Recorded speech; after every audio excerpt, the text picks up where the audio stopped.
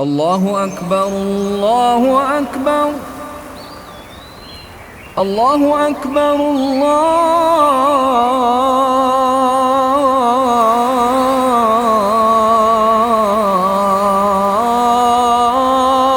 أكبر.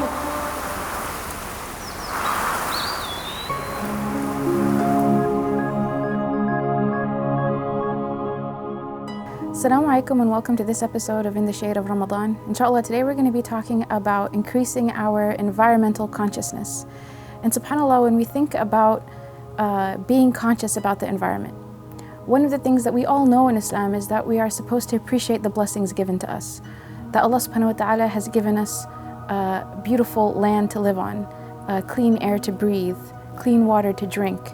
That Allah subhanahu wa ta'ala has provided us with healthy food and a clean environment. All of these things are blessings, and one of the ways that we show our appreciation for the blessings of Allah subhanahu wa ta'ala is to take care of those blessings, to try to increase those blessings. And subhanAllah, there are many ways that we can do this. But first, I want us to think about a beautiful hadith of the Prophet Muhammad sallallahu alaihi wasallam. The Prophet sallallahu alaihi wasallam said, "This world is green and delightful, and Allah has put you in charge of it and is watching how you behave." This is an amazing hadith for everybody who has heard of the green efforts. This is a very green hadith where the Prophet ﷺ is explaining to us that the earth was given to us in a good state and that Allah subhanahu wa ta'ala is watching over us to see how we deal with it. So we are responsible for what we do. We will be asked about what we do. And when you think about the purpose of Ramadan itself, Allah subhanahu wa ta'ala mentions لَعَلَّكُمْ تَتَّقُونَ, so that we may be more God conscious. Now, if you know you're going to be asked about something, if you know that Allah subhanahu wa ta'ala is watching you on how you deal with this earth, this is something that can increase your God consciousness if you are able to develop good habits that you feel that Allah subhanahu wa ta'ala would be pleased with. The way that you deal with water, the way that you deal with food, the way that you deal with the environment, all of these things. And subhanAllah, taqwa in something that is not socially or in your community a big deal, having taqwa in that area is a big deal. Because nobody else is reminding you.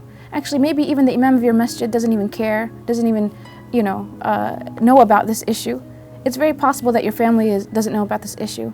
But if you practice consciousness on an issue that you know Allah subhanahu wa ta'ala values, and nobody else around you really values, this is an amazing thing, and it's a valuable thing. So it's much harder to do.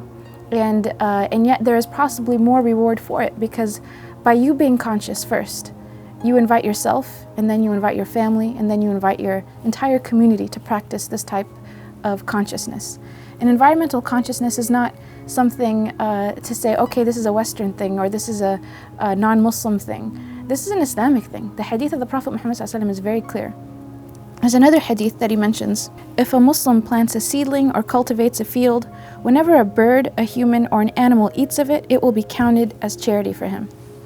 We also know the hadith where the Prophet ﷺ said that if you knew that Yawm al-Qiyamah was coming, that the end of the world was coming, and you had a seed to plant, and you knew that the tree takes 7 years to grow, you still plant that seed.